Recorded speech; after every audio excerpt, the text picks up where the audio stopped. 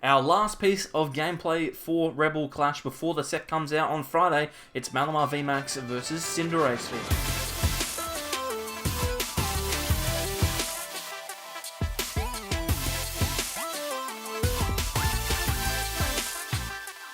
Welcome back, everyone, to more from the Sable Eyes. I'm here today with Jordan. How are we doing, Jordan? I'm doing well, thank you, Mitch. That is good, and we're here for the last live gameplay that we have before Rebel Clash releases on Friday. It's just a couple of days away now. I'm very excited, and we've got Cinderace VMAX up against Malamar VMAX. And this is not the Malamar that I'm used to saying, and the Malamar that I'm very familiar with. It's a brand new Malamar. It's a different color even. It's no longer a Psychic type, but we are seeing it being supported by that Psychic type Mismagius. But yeah, this card has a really interesting attack that I think we've had in the TCG before, but it hasn't been around recently, where you can actually look at your opponent's hand and target a specific card that you want to remove, which is like an insanely strong effect. And we see Blake having a very aggressive start, going for that turn 1 Duskstone into this Mismagius. We can't play supporter cards on the first turn anymore, but Mismagius is probably the closest thing to being able to do that on the first turn now. It certainly is, and Mismagius really helps Blake in trying to get that big Malamar VMAX attack off on the second turn. And what Blake's going to be trying to do is he's going to try and force me to take prizes and then reset stamp me down to a low hand size, and then use Malamar VMAX to try and stop me from getting a decent start on the board. That's why I'm relatively happy that I've got Jirachi in the active. But there's Blake popping the mysterious message for my first prize. I've taken a prize, Jordan, without even having a turn yet.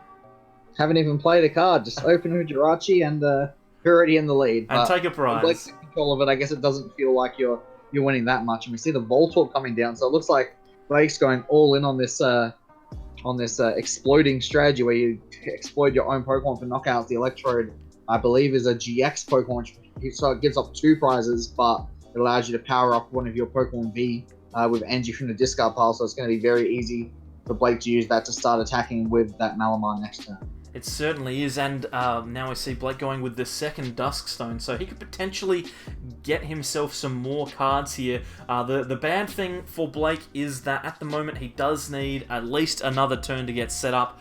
You wouldn't think so, he's going so well, but he does need to evolve into the VMAX. So he will pass here, and it looks like it is my turn. I've managed to grab myself a Giant Hearth, which is always pretty good in these fire decks, and playing down a Quick Ball here, getting rid of a Heat Factory. Not the best discard you'd think in the early game, but I guess in this situation it's probably not too bad, valuing the energy over the extra stadium. Oh yeah, you had the Giant Hearth and the Heat Factory in your opening hand, so obviously when you're going for that Dedenne GX, you can only afford to put one of those 2 stadiums into play, and seems like you're favouring that Giant Hearth over the Heat Factory in this situation, which is a pretty respectable play. You know exactly what Blake's deck is aiming to do at this point. So having a way to add cards to your hand with that Giant Hearth, if somehow you do actually get to keep your stadium, seems like a pretty good thing to be able to do when your hand is being reduced down to potentially 1 card next turn. Yeah, exactly, and we've got a couple of Fire Energy in the bin. I'll be searching out 2 with this Giant Hearth, and I've managed to find Cinderace V with a Quick Ball here, so if I find a Welder, I could potentially get myself a knockout on this Mismagius. That would be really good for me, but I don't know if you noticed there, Jordan, on the first turn when I Dedenade those cards away, I got rid of 2 switches, so I'd have to be incredibly lucky here to find one of the last ones to get into that attacker. But I do find the Welder, which, as we know, looking at Welder decks in the past, playing Welder every turn is pretty important. Yeah, it's definitely the most important card you want to find this turn. It's actually kind of interesting because, sure, obviously if you get the switch, you get the knockout hit, which is nice, but that Mismagius is probably being knocked out on Blake's turn anyway, so I actually don't know how important this attack actually is. Regardless, I feel like we're probably going to be seeing that Mismagius hit the discard pile this turn, regardless of whether it's due to you or him doing it.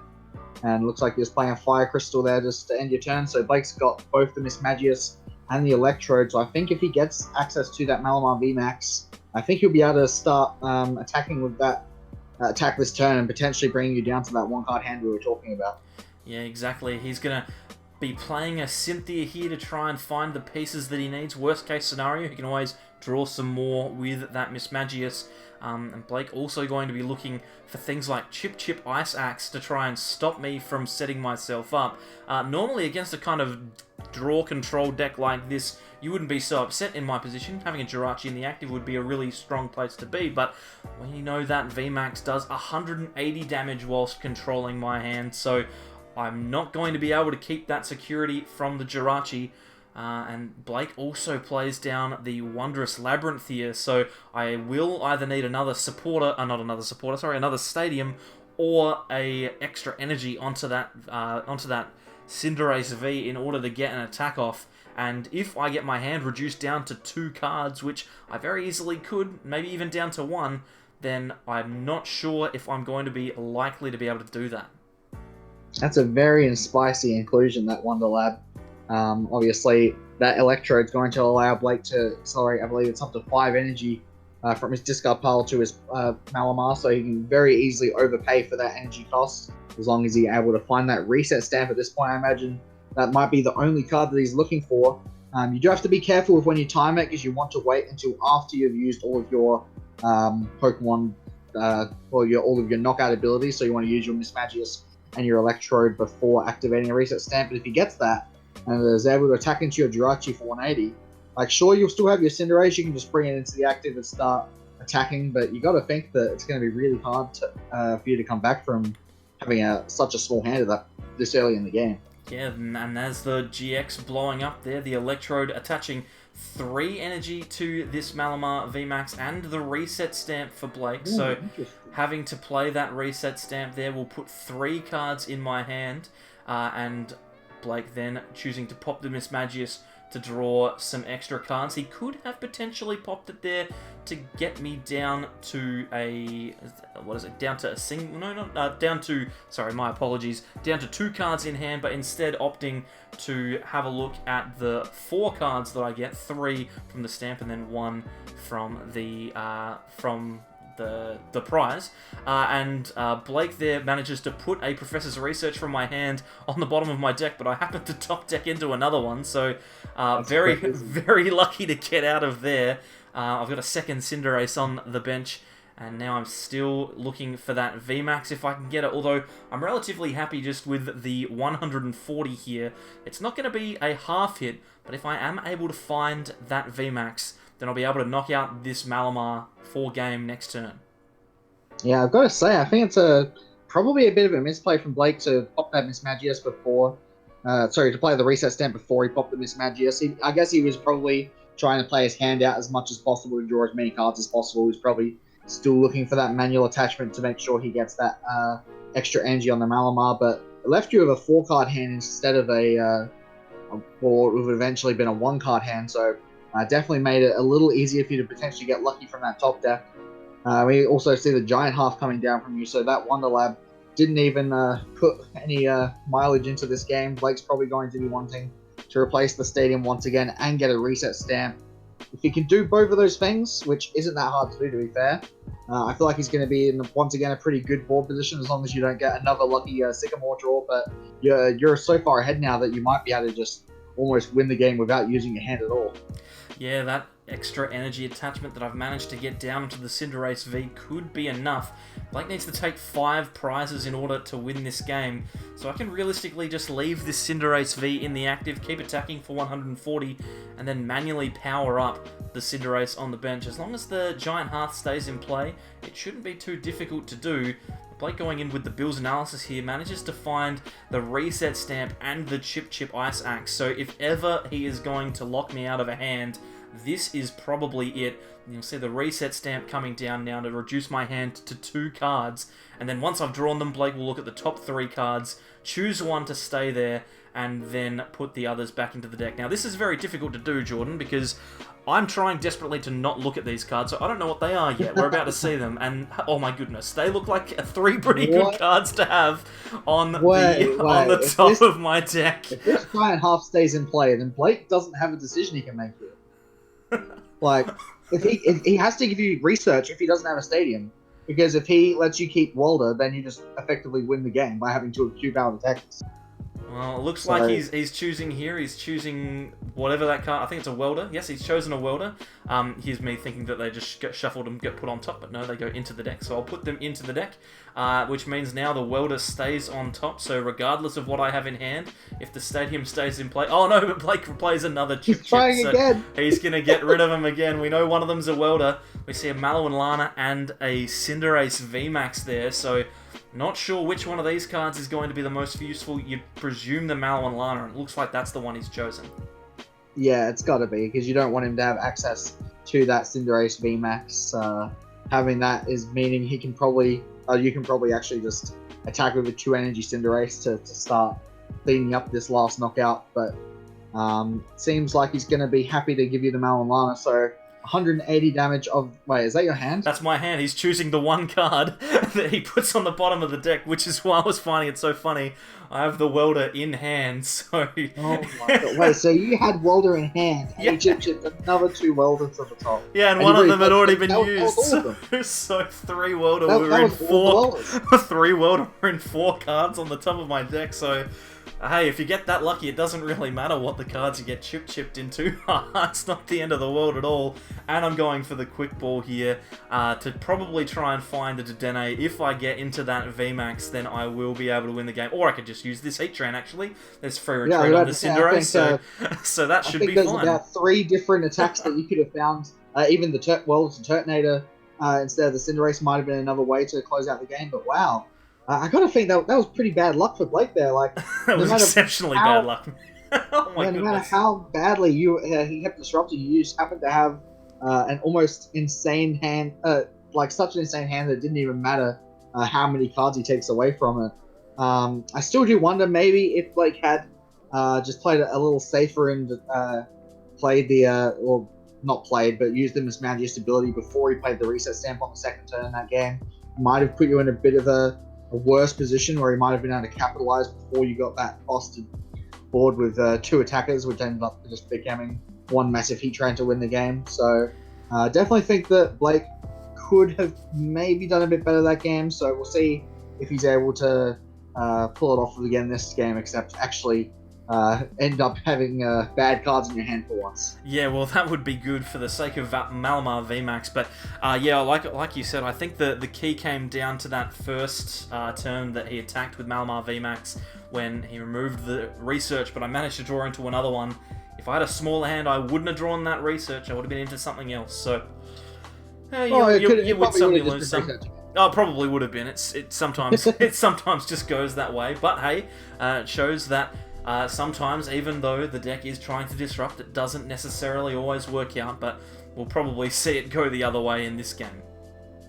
Well, hey, there's nothing you can do when your opponent draws the exact perfect cards they need every game. It doesn't matter how good your strategy is. If your opponent is drawing that lucky, it doesn't really matter what you do.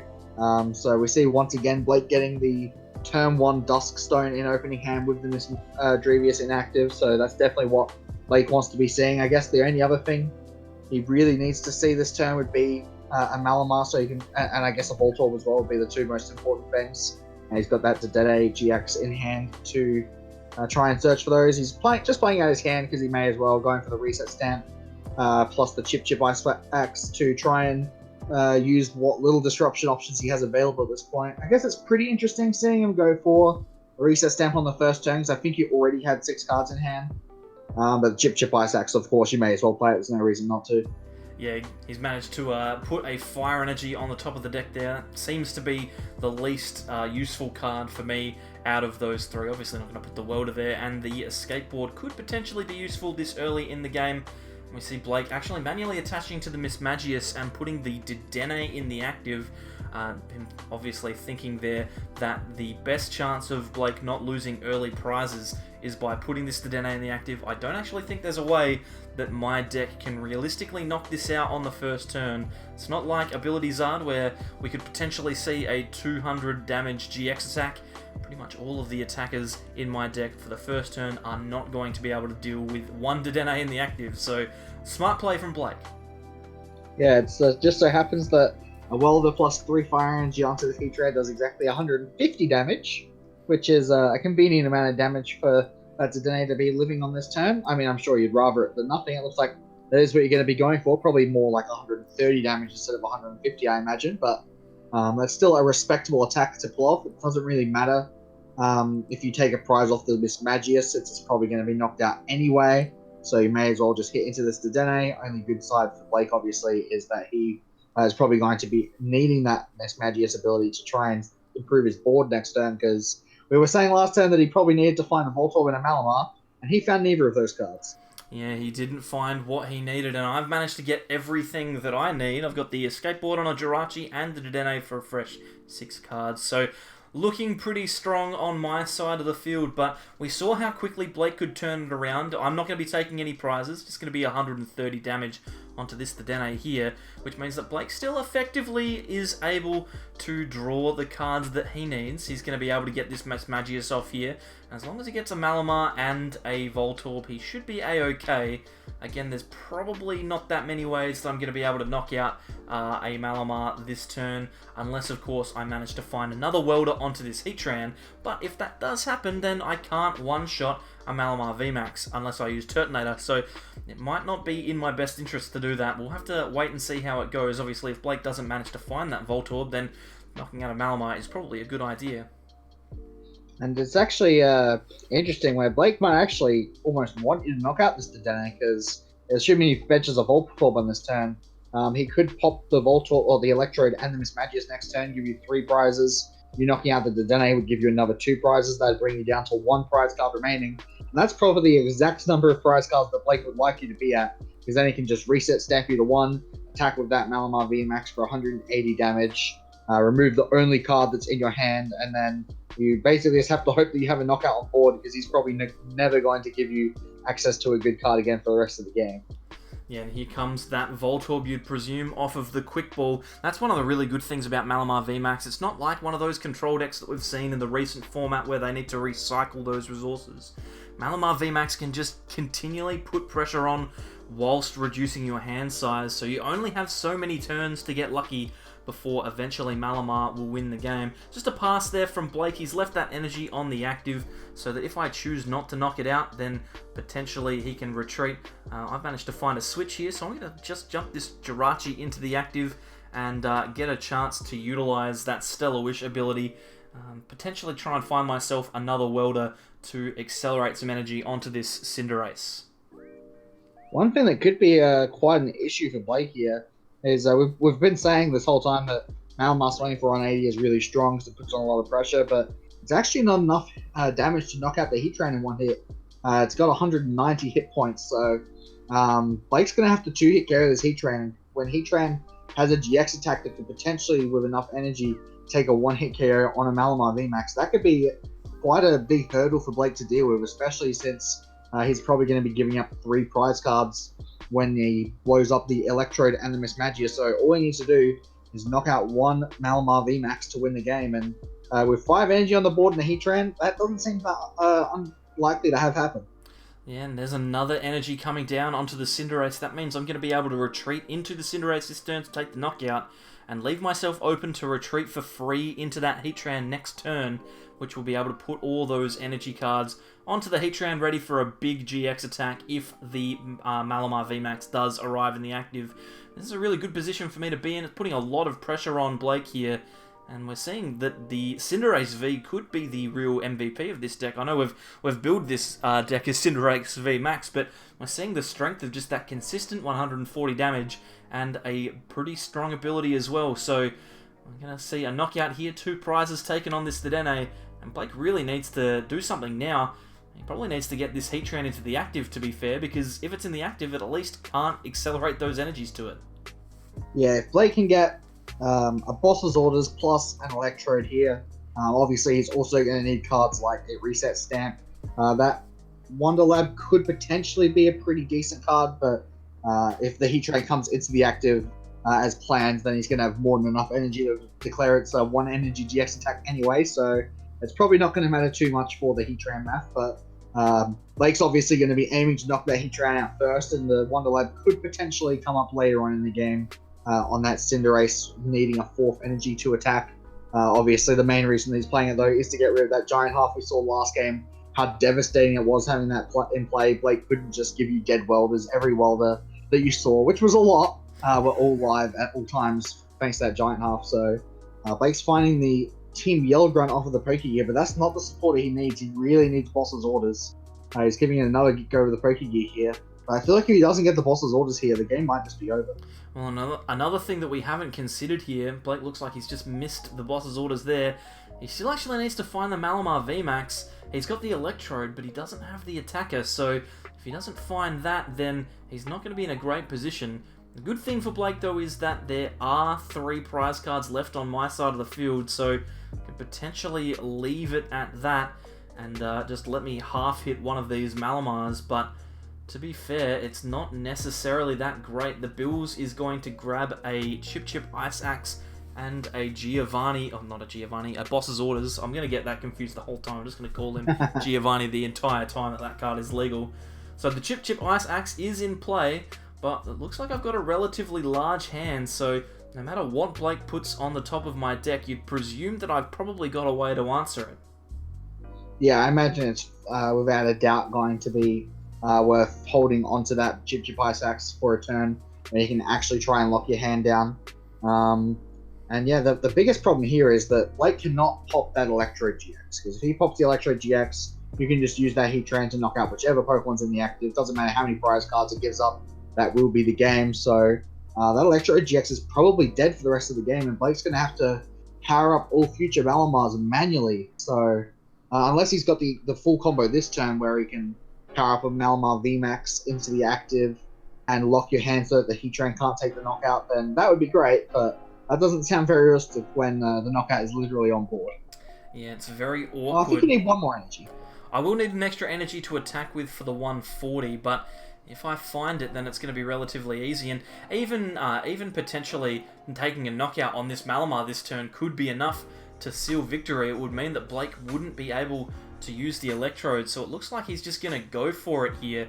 It's a real big gamble. I'm not entirely sure if that's the correct choice, but we do need to remember that Malamar V does have an attack that can bring up an opponent's Pokemon and deal a little bit of damage to it. So he could reset Stamp here, reduce my hand down to 1, then use Malamar V to bring up that Heatran and hope that I don't have a way of retreating that turn. I think this is actually a pretty smart play from Blake, although it is very much all in. If it doesn't work, then the game is going to be over.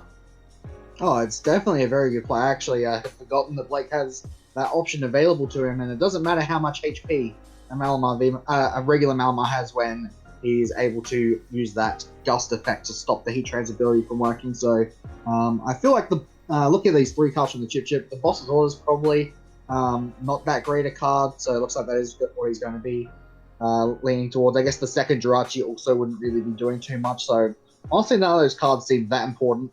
The Heat Factor obviously being the strongest one there, because that one card in your hand could be a Fire Energy. But yeah, it's all kind of come down to what that one card in your hand is.